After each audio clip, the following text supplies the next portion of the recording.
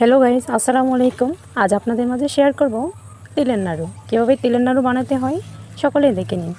আমি প্রথমেই তিলগুলোকে একটি কড়াইয়ে সুন্দর করে ভেজে নিলাম। তারপর এখানে অল্প পরিমাণ চিনি নিয়ে চিনিটাকে একটা ক্যারামেল তৈরি করতে হবে। ক্যারামেলটা যেন লাল লাল করে ভাজতে হয় এবং ভালোভাবে ক্যারামেলটা তৈরি করতে হবে। তারপরে আমি এখানে 1 কাপ পরিমাণ নারকেল গুঁড়ো দিয়ে দিলাম।